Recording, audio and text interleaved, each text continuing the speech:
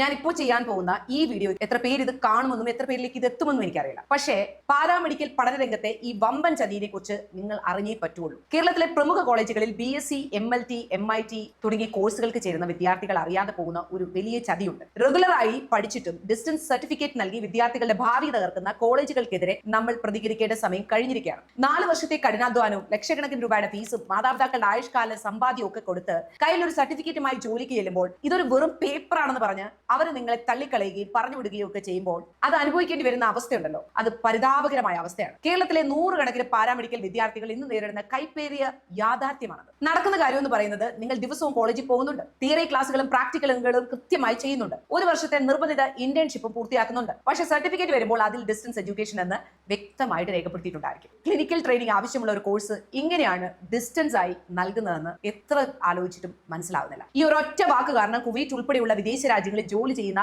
100 കണക്കിന് മലയാളികളാണ് ഇന്ന് പിരിച്ചുവിടൽ ഭീഷണി നേരിടുന്നത്. അവർ ഓൺലൈനിൽ പഠിച്ചവരല്ല, മറിച്ച് ആശുപത്രിയിൽ നേരിട്ട് പണിയെടുത്ത് പഠിച്ചവരാണ്. പക്ഷേ യൂണിവേഴ്സിറ്റികളുടെയും കോളേജിന്റെയും ലാഭക്കൊതി അവരെ ഇന്ന് വഴിയാധാരമാക്കിയിരിക്കുകയാണ്. +2 കഴിഞ്ഞ് പാരാമെഡിക്കൽ കോഴ്സുകൾ തിരഞ്ഞെടുക്കാൻ നിൽക്കുന്നവരും അവരുടെ രക്ഷിതാക്കളും ഇനി ഞാൻ പറയുന്ന കാര്യങ്ങൾ നിർബന്ധമായി ശ്രദ്ധിക്കണം. നിങ്ങൾ ചേരുന്ന കോഴ്സിന് സ്റ്റേറ്റ് പാരാമെഡിക്കൽ കൗൺസിലിന്റെയും UGCയുടെയും റെഗുലർ അംഗീകാരം ഉണ്ടോ എന്ന് ഉറപ്പുവരുത്തുക.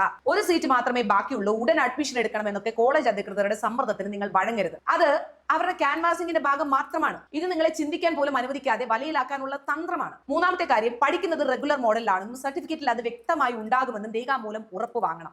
മെഡിക്കൽ മേഖലയിൽ ഡിസ്റ്റൻസ് ബിരുദങ്ങൾക്ക് വിദേശത്തോ സർക്കാർ മേഖലയിലോ യാതൊരു വിലയുമില്ല എന്നുള്ള സത്യം നിങ്ങൾ അറിഞ്ഞിരിക്കണം. കേരളത്തിന് പുറത്തുള്ള യൂണിവേഴ്സിറ്റികളാണെങ്കിൽ അവയ്ക്ക് കേരളത്തിൽ പഠന കേന്ദ്രങ്ങൾ നടത്താൻ അനുമതി ഉണ്ടോ എന്ന് കൃത്യമായി അന്വേഷിക്കണം.